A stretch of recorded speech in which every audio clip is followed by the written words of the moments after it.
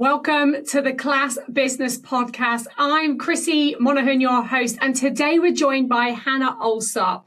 Hannah runs Daisy First Aid across Hertfordshire, Enfield and Hackney, where she leads a team delivering first aid training to families, schools and businesses. She's been nominated for Team-Led Business of the Year, sponsored by Kelly Reynolds Socials at the Class Business Awards in association with Book That In. I'm really looking forward to this conversation, so let's dive in. Hannah, it's absolutely amazing to have you here with us today. For everyone who is listening in or watching us on YouTube, tell everyone who you are, what do you do and where do you do it? Thanks, Krissy. I'm Hannah. I run Daisy First Aid, Hertfordshire, Enfield and Hackney. It's a bit of a mouthful.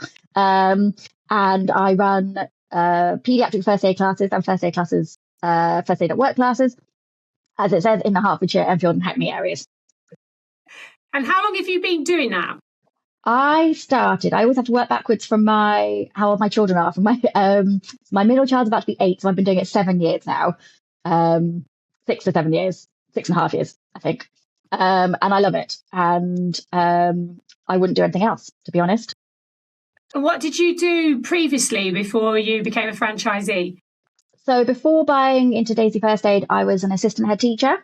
So I worked in schools on and off for 15 years. And whilst I loved it, it just got a bit incompatible with having a family, to be honest. So I went back to work after my mat leave.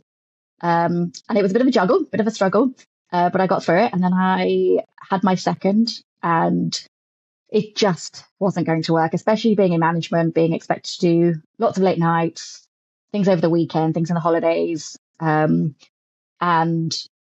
I decided not to go back after my second maternity leave. And a friend of mine had bought a first aid franchise, actually a rival to Daisy First Aid. And she was spreading it all over Facebook, and it looked really interesting. So it got me thinking that maybe there was something else out there. I'd never really considered doing anything other than teaching once I got into teaching. So it just got me thinking. So, and was there any connection with first aid before, or it's literally you saw this opportunity and thought, curious? So good question. So originally, when I was at school, I actually applied to med school, and then a few things happened in my life to change my mind, and I did a completely different degree. So I've always been interested in medicine. I did a few courses as a teenager on getting into medicine. So it's always been definitely a passion, but I realised I was certainly not cut out to be a doctor, which is why I went to teaching instead. So definitely that was the connection. And then obviously, still teaching first aid seemed to it was a logical choice. It fulfilled the sort of passion side of medicine, and also something I knew I was quite good at, which was teaching. So it seemed to fit. It's funny you say it, because I was chatting with somebody yesterday and they were saying the same thing. Like when they mapped back out from where they had started, they had done food and education around food training and stuff, which led them on to years ago to start a cookery business. But before that, there was no link. Exactly. Yeah. Sometimes these things just fall into place. Yeah, for sure. So when you first started your business, you were solopreneur, like doing everything yourself? Absolutely, which was a massive learning curve, because I've never done accounts, I've never done social media, I've never done contracts and things like that, or pitching to clients. So it was a real jump in at the deep end on my own. And I loved it. I loved teaching the classes. It was super to meet so many different people from so many different walks of life, and to be able to still be doing something really useful. I think what I realized when I was looking for something else to do is that I didn't want to just do a kind of corporate based job where it didn't seem like you were making a difference, because obviously in teaching you're making a difference, and I wanted to still do something that meant something to people. And it really resonated when you turn up to a class of 20 parents and they all walked away feeling confident and that they could help save their baby if they needed to. So that felt really great, and I loved doing the classes, but it came to the point where I was having inquiries for 2 or 3 classes every day and weekends, and it wasn't sustainable on my own. And a few other Daisy franchisees had freelance trainers, which was never something I sort of had considered when I first joined. I always thought I would just run it as a little business, make some money, but still be around for the kids during the day as much as I could be. But it got me thinking that perhaps there was a different way to approach it. So I started looking for freelancers. And then, so was that after like a year of doing it or before a year? It was. So I began the business in the summer and I took on my first freelancers in October or November. Oh, wow. So just a few months, really early days. So I had one lady who actually approached me.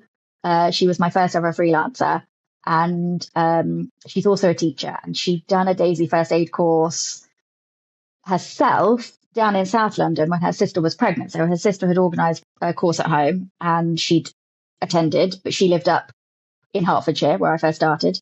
And so she just got in touch and it was perfect timing, you know, when things are just meant to be.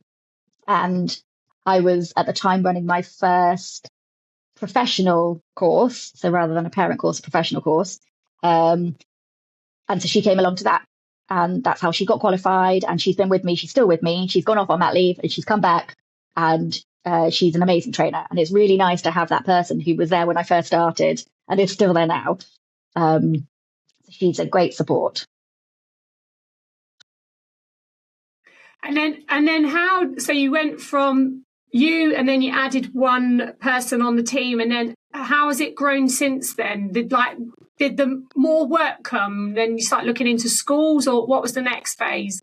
Yeah, so when I was able to deliver the professional classes and you start going to schools and nurseries, and again, they're 6-hour classes, so you need people, you need bodies to be able to teach them.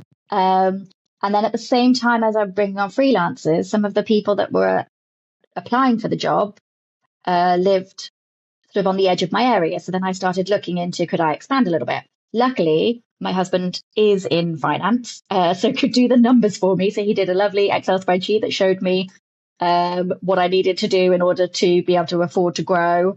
And so I bought a couple more territories and then found people to work in those. And it just spiraled, to be honest. I became known as the Daisy who bought whatever was offered. So when people sadly had to sell for various personal reasons, because most Daisies, you know, stay forever because it's fantastic. But some have to go for personal reasons. People would approach me first and say, Hannah, is there any chance you fancy buying my territory? Which is how I've ended up at the lovely number of 10. But I think 10's my max, if I'm honest. But my husband's always tried to encourage me to buy a few more. But we'll stick for now. But it's great. So I have territories. I have 10 territories. I've got 10 trainers split across the 10 areas. They sort of cross over and everyone's really happy to do traveling and go to different areas. And that just means we can offer so much more. We can offer repeated classes to schools and nurseries. We can offer, when we go to schools, we've got hundreds of different classes that we can offer because we offer, you know, reception age classes all the way through to year 13, all the way through to childcare students, parent classes. There's something for everybody. So it's wonderful that I've got 10 really dedicated trainers who seem to really love their job, which is great. It's amazing. So you went from solo, within months you brought on, started bringing on a team, and then you expanded via territories, continued to build the team. And I was reading your application for the awards and you were saying you've got a business manager in place now, sales function. Like, talk us through when you decided that I need that functionality now in the team. So I brought on my business manager. She was a trainer for me. She's ex cabin crew.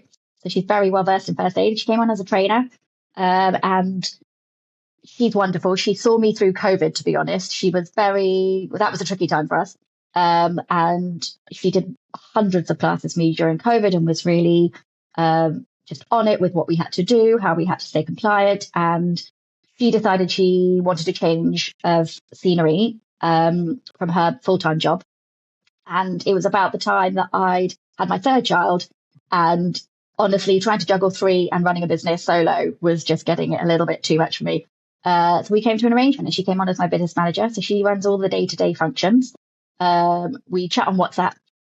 I can't tell you how many messages we have on WhatsApp. That's how we communicate. She runs everything brilliantly.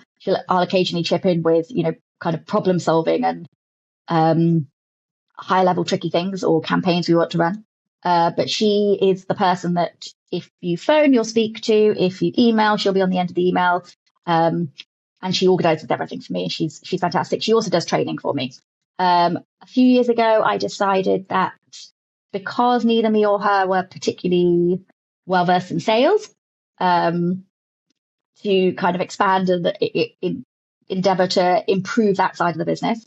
So I've had on a couple of salespeople which who've done brilliant things in a sort of minute way, in a very small way, and I wanted to expand it. So I've just contracted a marketing and sales agency, actually, to run some marketing for me and some advertising for me, just to streamline that a little bit from people who, when they look at, for example, Google ads, they know what is going on because I really don't. So it's really great to be able to tap into expertise when I know it's not my area of my forte, and not my business manager's forte either. But we do also like to keep as much in-house as we possibly can. So the fact that my business manager, does training and is the business manager, that just gives her an amazing insight into sort of how the classes are running, what changes we might need to make, how the other trainers, what support they might need, because she will feel it herself as well as a trainer too on the ground. So that works really nicely. It sounds like you've done so much in terms of building the team, which is why you're a nominee for Team Leader of the Year. Just walk me through from going to be a solopreneur to the transition of leading a team. How have you navigated that? Have you had to learn new ways of working, or did your teaching background help with all of that? Absolutely. So when I was in teaching, I was an assistant head, so I was in charge of curriculum. So sort of the teaching and learning was my job. So I did have a team under me to do that. So that definitely came into it.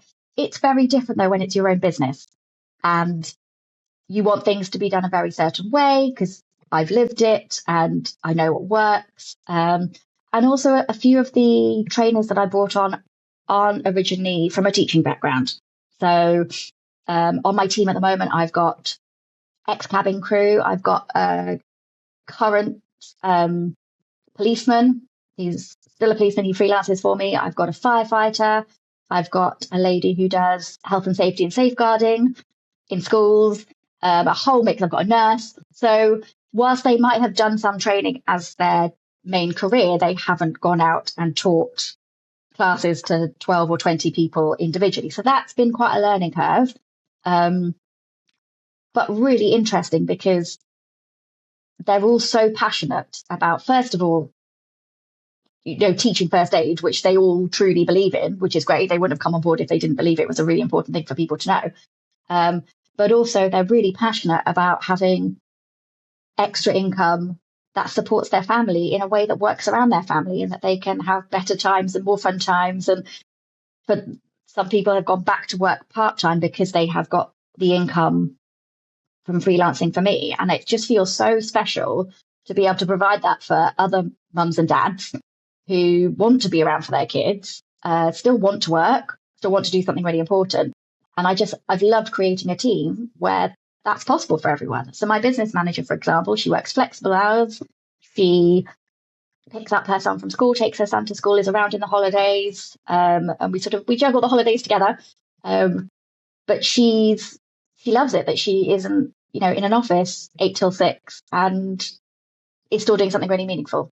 And that just is something that I wanted to create for myself, but I never saw that it was going to end up creating that for other people. And that's one thing I'm most proud of, actually, that I've created this environment where other people can have similar to what I've got and enjoy their time with their family, which is frankly, in my opinion, the most important thing in life.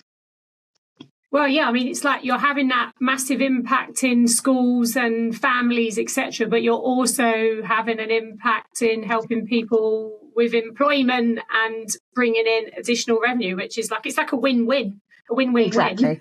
Yeah. And so 100%. So you talk about consistency in your business through using systems. Is there any key systems that's allowed you to scale without everything falling apart? So my one backbone is there's an app called Team App. I don't know if you've heard of it. It's basically a scheduling app where I hold the sort of master unit and everybody signs up. It's a bit like a share calendar, but it has the ability, it feels like it's designed for classes because it has the ability to put where, when, who, contact number.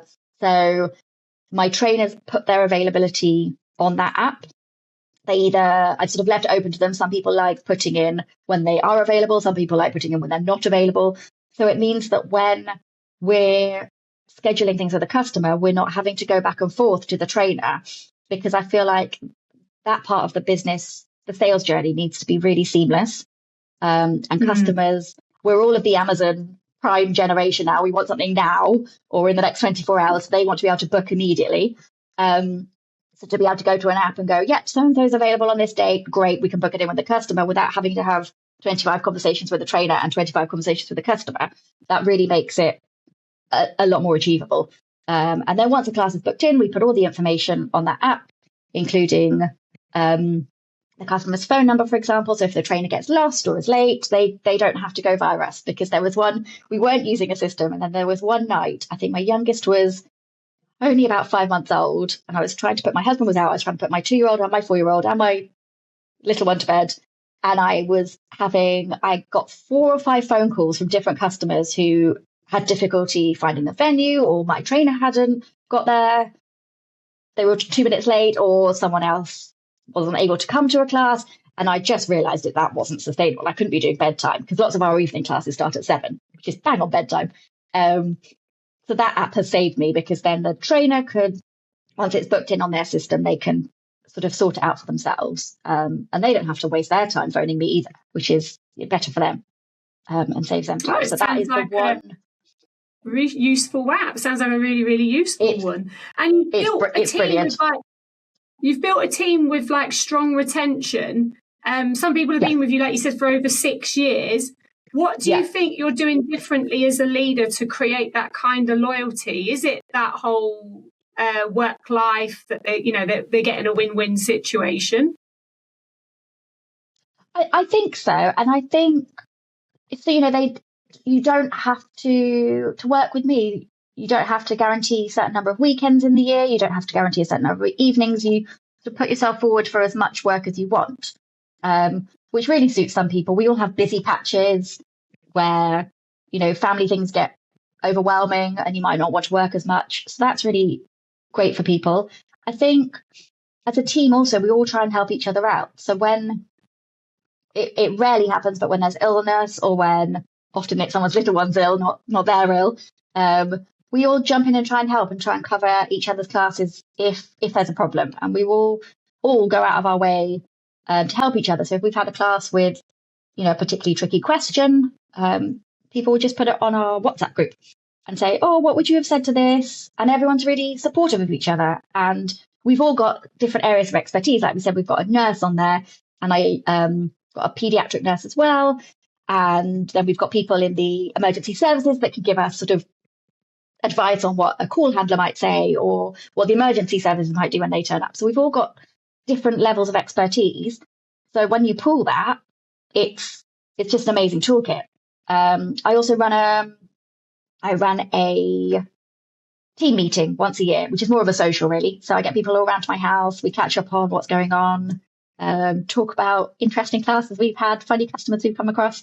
And we all then gorge on pizza and sweet treats. And that's a really nice thing, because it can be quite a solo kind of job, in that everyone's working by themselves. They're meeting customers, but they're not working in a team per se. So it's really nice to catch up as a team. And I think that really helps, especially people who, I've got a couple of trainers who haven't gone back to work after their main job, after maternity leave. So I'm sure you know as well, when you don't have that colleague support or somewhere to chat other adults to chat to other than mum or dad friends, it can be a little bit lonely. So it's nice to have another outlet, I think. Yeah, it's nice. It sounds like you've built a really nice like team environment for everybody. Now, one of the things you mentioned is moving away from one-off bookings to contracted clients. How are you actually making that shift happen in the work that you're doing in your sales process? So two ways, really. First of all, in schools, we've realised there's a great opportunity where there are lots of multi-academy trusts now. So it's better for multi-academy trusts to pool their resources. And often in a school situation, you won't have everybody who comes up for a renewal of a first aid qualification at the same time, but across the academy trust, you would have a lot more people. So we've been into a few and we've got contracts with a couple, and we're working on a few more. But it's nice for them. They know what they're going to spend in the year. They know how many people that they can get trained, and they know that that's the right percentage of their staff. It works for them because if a member of staff can't come on a course that they're booked on, then they can just trickle over onto one of our venue classes. So there's no sort of lag time. They're not waiting for the next one. So they get all those dates booked in advance. And we also know the income is coming in regularly, so it's another win-win situation for them and for us. And then the other system is we've got a couple of nurseries on board who just are wonderful and take that their first aid training so incredibly seriously. There's some customers who view it as a tick box exercise. Some customers view it as, something that's really important to get right and to have the right provider who can really teach their staff to be as confident as possible. And so these wonderful nurseries, they don't need to renew their qualifications more than once every 3 years, but they do. And they make sure everybody renews it every year, which is a massive outlay for them. However, is brilliant because their staff are exceptionally competent. So for that, we kind of reward them with a better rate, and because we know that work's going to keep coming in because they take it so super seriously, which is lovely to see. Yes, and it's like you said before, it's great because you've got locked in revenue for that year, and then you can plan ahead and everything else. And it's great that the nurseries are wanting to make sure that they give the best possible care to their parents, don't they? It's that peace of mind, isn't it, that their staff are trained yearly, so they can give that peace of mind to the parents. So you said that impact for you is about building confidence, not just like ticking a box. So have you got a moment or a story that when you've seen this like really come to life? I think when you go into a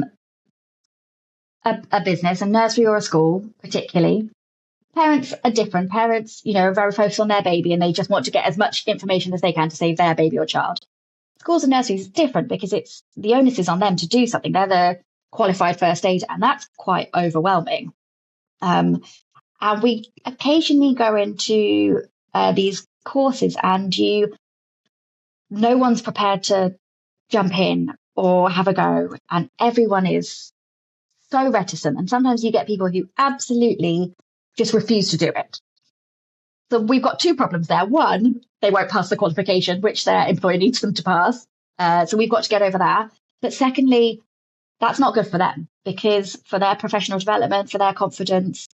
So the more we can work with them, and our mantra is do something, have a go. And by the time we keep repeating that mantra to them, and all my trainers use that, by the end of the day, they're doing it brilliantly because the pressure's off. They're not expected to perform or get it perfect from the get-go. None of us were ever perfect from the get-go. And I had a class, it was a couple of weeks ago, in a college near me, actually. And there was one young lady, she was only 16 or 17, she's doing a childcare course. And she just didn't want to do anything. And she was covering up her anxiety and her concerns by sort of giggling and sort of winding up her partner to sort of do everything. And actually, it was me and my business manager team teaching for the day. So that was really great because then I could go over and sort of nudge her along a bit. And it's all about those people skills and knowing, are you going in strict? Are you going in heavy-handed? Are you going in joking? Are you going in carefully and calmly? And you have to kind of try and work out what that person's like. And I could see from the way she was behaving with her partner that she was a sort of jokey person. So we joked along, and I sat with her for a couple of hours and we just joked. And by the end of it, she was one of the best in the class.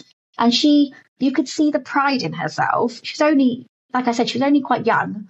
But the pride she walked out with at lunchtime, they came back in the afternoon to finish the qualification. But you could see she just was a different person from the person she'd walked in at 9 o'clock. And I know she'll take that through to, her job interviews when she qualifies in her childcare studies.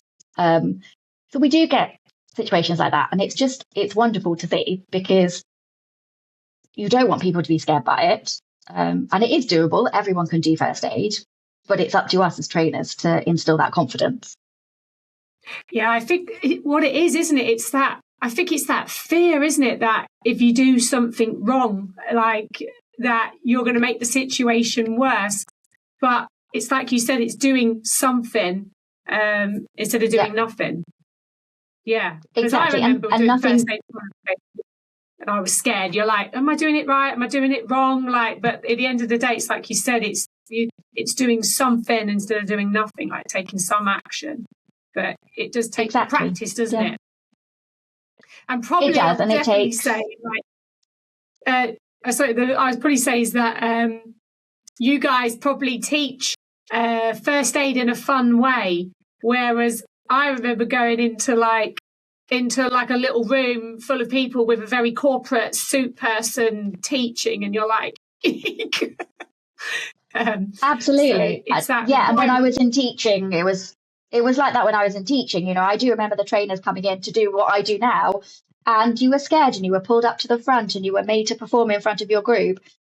And actually, in a real life situation, you're not performing, you're just trying to help somebody. So that's what we want to encourage people to do with the skills that we teach them on how to do it right. But also remembering you've got people around you, you've got the emergency services on the phone. You can't do it wrong. But if you stand back and do nothing, that's going to be the worst case scenario. So, yeah. Oh, it's you're doing amazing work. And obviously you've put yourself forward as a nominee for the Class Business Awards. For anyone that's going to be listening and watching this, because we're going to look to get this out before the closing date, what's the one piece of advice you would give to people applying for awards? Because I think, again, it's another scary prospect. And some people do it and grab it as an opportunity. And then there's other conversations where I've had with people who have been like, oh, I didn't think this was for me, or I don't know what to enter. They're just hesitant because they're not sure